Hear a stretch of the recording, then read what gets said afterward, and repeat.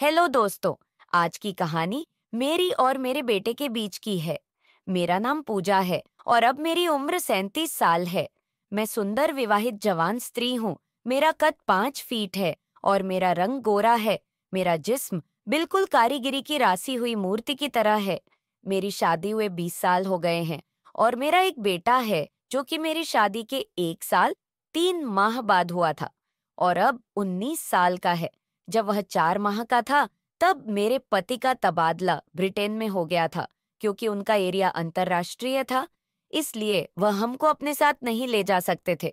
उन्हें हर 1 साल के बाद 1 माह के लिए भारत आने की इजाजत थी। विदेश जाना उनकी मजबूरी थी, इसलिए मुझे और मेरे बेटे को अकेला छोड़ गए थे। हम अकेले ना रहे, इसलिए मेरे पति ने मेरे छोटे ससुर यानी कि चाचा को हमारे साथ रहने के लिए शहर बुला लिया था। मेरे ससुर जब हमारे साथ रहने के लिए आए तब उनकी उम्र 49 साल की थी। वह हमसे अलग गांव में रहते थे। मेरी छोटी सांस की मृत्यु 1 साल पहले हो गई थी और पिछले 1 साल से ज्यादा वहीं पर गांव में अकेले ही रहते थे। वह आर्मी में मेजर रह चुके थे और रिटायर होने के बावजूद उनका बदन फिट था। आर्मी के तौर तरीके और ताहब वह अभी तक नहीं भूले थे। गांव में रहने और खेतीबाड़ी करने तथा गांव के शुद्ध वातावरण के कारण उनका शरीर बहुत ही गठीला था। वह इस उम्र में भी वे एकदम 3031 साल के जवान लगते थे। पहले जब भी वह सासू के साथ हमारे घर आकर रहते थे तो मेरी पड़ोस वाली औरतें उन्हीं मेरे पति के भाई ही समझती थी। पति के जाने के बाद पिछले 9 माह से वे हमारे साथ ही रह रहे थे। पढ़े लिखे होने के कारण उनका पहनावा भी शहरवासियों जैसा था, इसलिए वह मेरे साथ घर में बहुत जल्दी घुल मिल गए। घर के काम और बच्चों की देखभाल में मेरा हाथ बटाते थे। मेरे पति को घर रहना बहुत पसंद था और शादी के बाद कई दिनों तक ऐसा नहीं हुआ कि हम उनके बिना रहे हों। अब मेरे पति को ब्रिटेन गए हुए लगभग 10 माह हो चुके थे। इन 10 माह में पहले 4 माह तक मुझे एक बार भी वह नहीं मिला, इसलिए मैं बेचैन और उदास रहती थी और पूरा दिन तड़पती रहती थी। पर कोई भरोसे का नहीं था। लेकिन 6 महीने पहले अचानक ही एक ऐसा अवसर मिला जिससे मेरी जिंदगी में बहुत बड़ी खुशी मिली और वह अब तक मुझे मिलती है। बात जबकि है जब मैं घर की सफाई का काम करती हुई बेटे के रूम में गई तो मैंने पाया कि वह कमरे में नहीं था। मुझे समझ में नहीं आया कि वह कहाँ गया होगा, इसलिए मैं इधर उधर देखने लगी और तभी मुझे उसके बाथरूम की लाइट जलती हुई नजर आई। मैं जिज्ञासा से उठी और उनको देखने चली गई। वहां मैंने देखा कि बाथरूम का दरवाजा थोड़ा सा खुला हुआ है और अंदर से कुछ अलग ही आवाजें आ रही हैं। मैं सुनकर घबरा गई और सोचा कि शायद बेटे की तबीयत ठीक नहीं है या वह किसी परेशानी में है।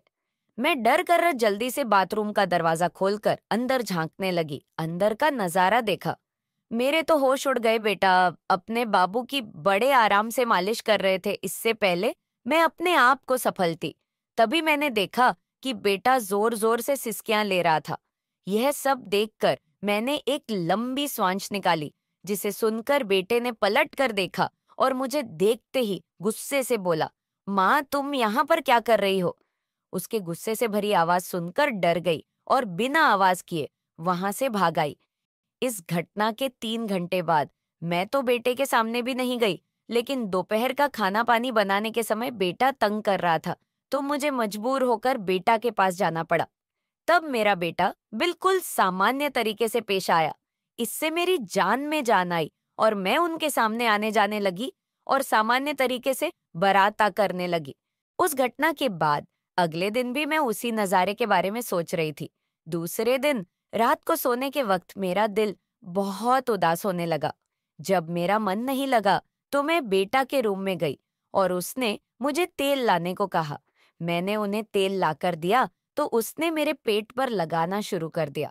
उसके बाद मैं अपने कपड़े बदलने चली गई। तभी मेरे दिमाग में आइडिया आया, अगर मैं बेटा को अपनी थोड़ी झलक दिखला दो तो शायद कुछ बात बन जाए। अपने सारे कपड़े चेंज करके एक गुलाबी रंग का जालीदार का नाइट सूट गाउन पहना और फिर बेटे के कमरे में गए। बेटा ने मुझे उन कपड़ों में देखा और एक तक देखते ही गया। उसकी आंखों की चमक बता रही थी कि वह मेरे बिछाए हुए जाल में फंस जाएंगे। मुझे सिर्फ कुछ इंतजार करना पड़ेगा और वह मुझे देखते ही एकदम स्थिर हो गया। फिर मैं धीरे धीरे अपने कमरे में चली गई। मुझे नींद नहीं आ रही थी, इसलिए मैं बहुत देर तक ऐसे ही करवट बदलती रही। तभी मुझे याद आया कि मैंने बेटे को दूध पिलाया ही नहीं। मैं उठी और बेटा के कमरे में गई, तो पाया कि वह भी सो गया था। तब मेरे मन में आया कि मैं भी इसी कमरे में सो जाती हूँ, क्योंकि बेटा भी इसी कमरे में सोया हुआ है। मैं बेटे साथ वाले बेड पर लेट गई। मैंने महसूस किया कि मैं वॉक जिंदगी का मजा चाहती हूँ। मैं अपना अकेलापन दूर करना चाहती हूँ, अपनी महीनों की भूख मिटाना चाहती हूँ। इसके लिए अब मुझे मेरे पति की गैर हाजिरी में भरोसे का और पूरा संतुष्ट करने वाला पुरुष मिल चुका है। अब मैं और इंतजार नहीं कर सकती थी, इसलिए मैंने अपनी सारी बातें छोड़ दी और मैं बेटे के पास जाकर बैठ गई। थोड़ी देर बाद बेटा हिलने लगा। मुझे लगा कि उसका हाथ मेरे सर पर आ गया है और बेटा जाग गया है। उनकी इस हरकत से मैं थोड़ा घबराई। मेरी हालत पतली हो गई थी, मेरी सांस उखड़ रही थी, पर मैंने हिम्मत नहीं हारी। करीब पौने घंटे के बाद बेटा का हाथ मेरे सर से हटा और नीचे आ गया। उनकी इस हरकत से मैं बहुत ज्यादा परेशान हुई। मुझे अभी मजा आना शुरू ही हुआ था कि बेटा उठ ऊकर बैठ गए और उनकी नींद खुल गई। उन्होंने मुझे झटके के साथ अलग कर दिया। फिर उन्होंने उठकर ही थी लाइट जलाई और खड़ा होकर मुझे देखने लगा। मैंने जवाब दिया, बेटा मैं तो वही कर रही थी जो तुम चाहते थे। बेटा बोला, मैंने ऐसा करने को कब कहा है? तुम्हें ऐसा नहीं करना चाहिए था और माफ कर देना चाहिए था। मैंने कहा, बेटा मैंने आज तक आपके किसी भी बात का इशारा कभी नहीं डाला, तो मैं कैसे ना आपकी? बेटा ने उत्तर दिया, अरे मैं तो नींद में और सपने में था जिसमें यह सब तुम्हारी साथ कर रहा था, इसलिए मैंने ऐसा इशारा किया होगा। मैंने कहा, बेटा तो क्या हो गया? अगर मैंने इशारे को समझकर आपकी सेवा कर दी, तो आपका सपना और मेरा कर्तव्य पूरा हो गया है। बेटा बोले, अरे माँ तुम बात क्यों नहीं समझ रही हो?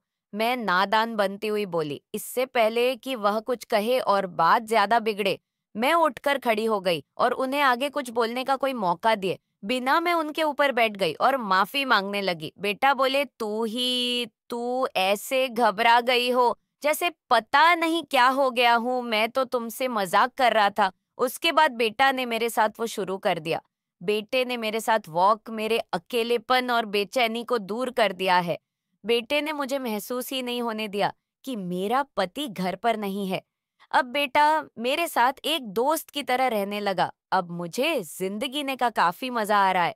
तो मेरे प्यारे साथियों, अगर आप लोगों को मेरी यह कहानी पसंद आई हो और वीडियो को एक लाइक कर दे मिलेंगे अगली वीडियो में। धन्यवाद।